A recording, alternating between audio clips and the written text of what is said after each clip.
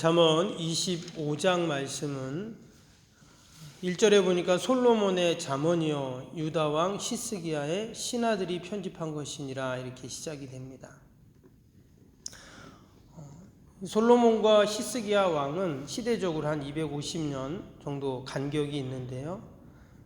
지금 이 시스기야 왕의 신하들이 편집한 잠언이다 이렇게 지금 이야기합니다. 앞에 나왔던 잠언들은 솔로몬이 직접 이렇게 정리하고 또 솔로몬 시대 때 기록된 잠언이라고 하면 지금 25장부터 이제 쭉 29장까지 나오는 내용들은 솔로몬이 또 많은 잠언들을 남겼는데 그것이 구전으로 계속 내려오다가 이 시스기야 왕 때 그 잠언과 그 내용들이 너무 좋으니까 이 왕이 신하들을 시킨 거죠. 이 잠언들을 다 정리해서 편집을 해서 백성들에게 알려줄 수 있도록 정리해라. 이렇게 이제 얘기를 했다는 거예요. 그래서 이제 나온 잠언들이 오늘 25장부터 이제 쭉 기록이 되어 있습니다. 오늘 25장에도 이제 많은 교훈들이 있는데요. 우리 삶 속에서 흔히 있을 수 있는 그러한 삶의 문제들을 교훈하고 있습니다. 특별히 오늘 13절 말씀 중심으로 한번 살펴보려고 합니다. 13절 다시 보시면 제가 읽겠습니다. 충성된 사자는 그를 보낸 이에게 마치 추수하는 날의 얼음 냉수 같아서 능히 그 주인의 마음을 시원하게 하느니라. 여기 말씀해 보면 추수하는 날의 얼음 냉수 같아서 이런 표현이 나왔습니다. 추수하는 날의 얼음 냉수 같다.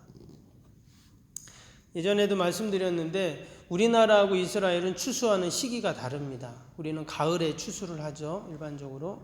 근데 이 이스라엘은 봄부터 여름에 추수를 합니다. 그래서 여기 추수하는 날이라는 표현이 영어 성경에 보면 hot summer라고 되어 있어요. 아주 뜨거운 여름날 이렇게 되어 있거든요.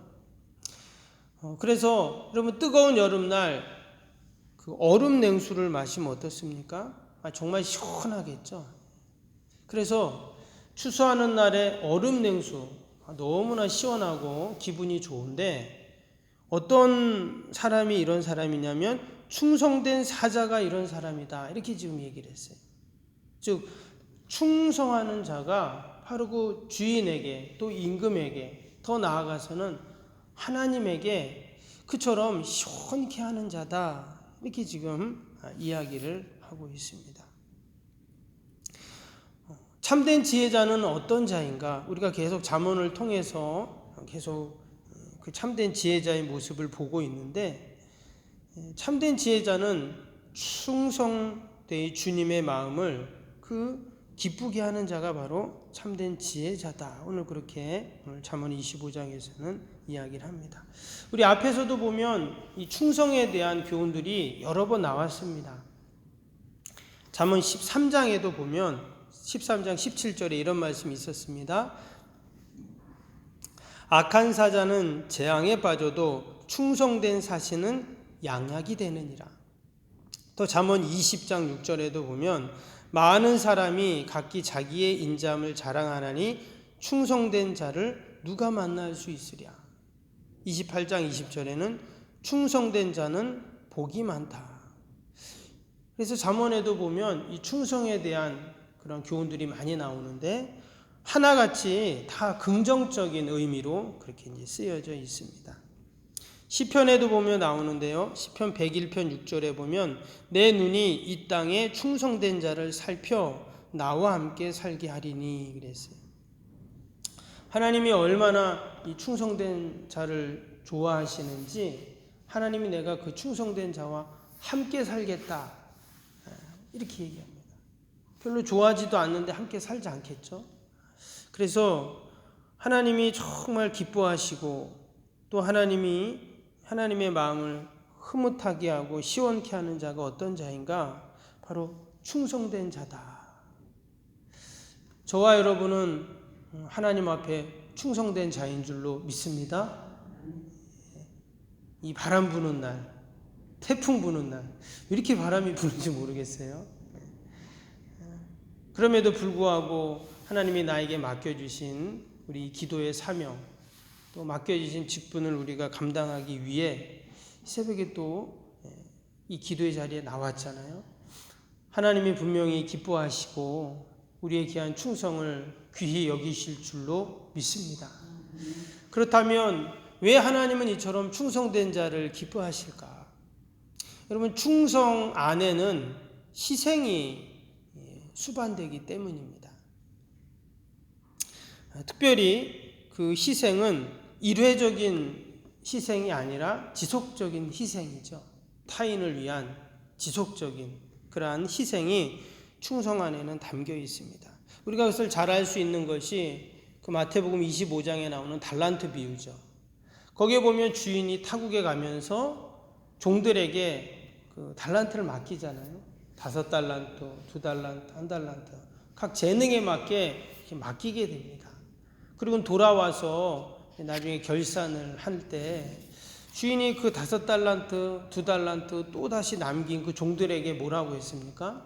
착하고 충성된 종아, 내가 작은 일에 충성하였음에, 이러면서 아주 종을 칭찬을 하고 또 상급을 주는 것을 보게 됩니다. 그때 주인이 그 종들을 그렇게 칭찬하고 상을 준 이유가 뭐였냐면, 뭐 5달란트, 2달란트 더 남겼기 때문이 아니었어요. 주인의 말에 순종했기에 그런 것이 아니었습니다. 그 달란트를 맡기면서 주인이 종에게 야, 니네 이 갖다 장사해서 더 많이 남겨라. 성경에 그런 말이 안 나오거든요. 그냥 그 종들의 재능대로 그 소유를 맡겼다고만 그렇게 나옵니다.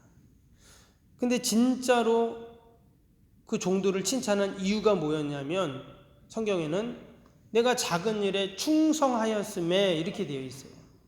너희가 충성했으니까 이러한 칭찬을 받고 이러한 상급을 받는 것이다, 이렇게 분명히 말씀했습니다.